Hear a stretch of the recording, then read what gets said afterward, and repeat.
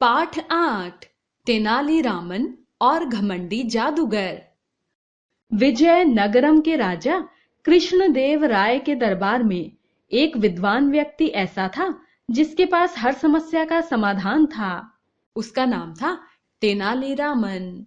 राजा कृष्णदेव राय तेनालीरामन पर बहुत भरोसा करते थे। तेनालीरामन भी हमेशा उनके भरोसे पर खरा उतरता था। एक बार विजयनगरम में किसी दूसरे देश से एक जादूगर आया। वह तरह तरह के खेल दिखाता और लोगों को हैरान कर देता।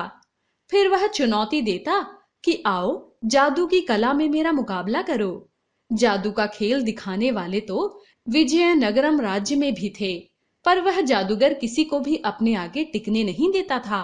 यहाँ तक कि वह पत्थर के टुकड़ों को स्वर्ण मुद्राओं में बदल देता था।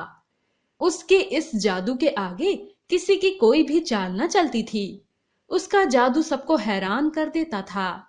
धीरे धीरे यह समाचार राजा कृष्णदेव राय तक भी पहुंच गया। उन्होंने जादूगर को अपने दरबार में बुलाया। राजा कृष्णदेव राय भी उसकी जादूगरी देखकर हैरान रह गए। जब जादूगर की कला से प्रसन्न होकर राजा कृष्णदेव राय ने उसे इनाम देने के लिए स्वर्ण मुद्राएं मंगवाईं, तो वह बड़े घमंड से बोला, महाराज, मुझे आपके ये पत्थर के टुकड़े नहीं चाहिए। जादूगर की बात ने सबको हैरान कर दिया। यह राजा कृष्णदेव राय का अपमान था। जादूगर ने दरबार में कुछ पत्थर के टुकड़े मंगवाए और उन्हें स्वर्ण मुद्राओं में बदल दिया। अब किसी के पास कहने के लिए कुछ न था। जादूगर ने भरे दरबार में चुनौती देते हुए कहा, है कोई जो मेरा मुकाबला कर सके? जो भी मुझे हरा देगा मैं उसका गुलाम बन जाऊंगा। राजा कृष्णदेव राय ने तेनालीरामन की ओर देखा। तेनालीरामन राजा का संकेत समझ गया। वह अपने स्थान से उठा और बड़े प्यार से बोला, श्रीमान जादूगर, आपके जादू का खेल बड़ा अच्छा है, लेकिन आप जो चुनौती दे रहे हैं वह हमारी समझ में नहीं आई। हमें किसी को अपना गुलाम नहीं बनाना। तेनालीरामन के बात करने का ढंग ऐसा था कि जादूगर चकरा गया।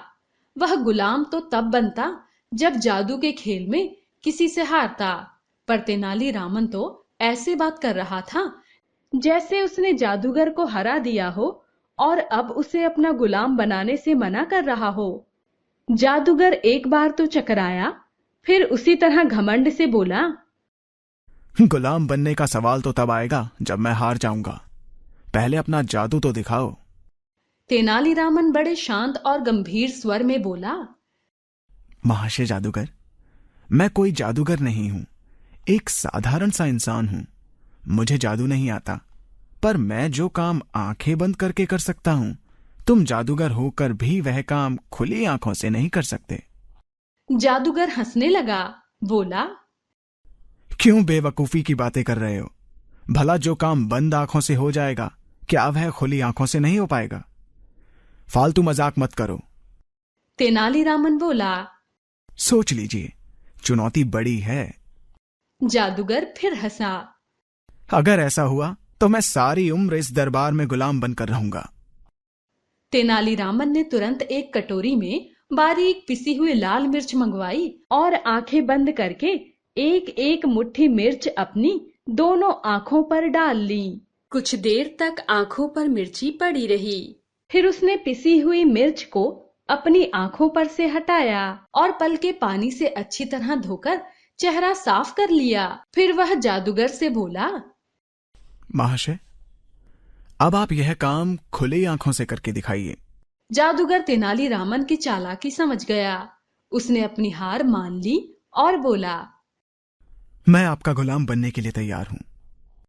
तेनालीरामन ने उत्तर देने से पहले राजा कृष्णदेव राय की ओर देखा। वह राजा का संकेत पाकर बोला, जादूगर जी, हम अतिथियों को गुलाम नहीं बनाते। जाइए, लोगों को अपना खेल दिखाकर उनका मनोरंजन कीजिए और यह घमंड छोड़ दीजिए। जादूगर राजा कृष्णदेव राय और तेनालीरामन की जय जयकार करता हुआ चला गया।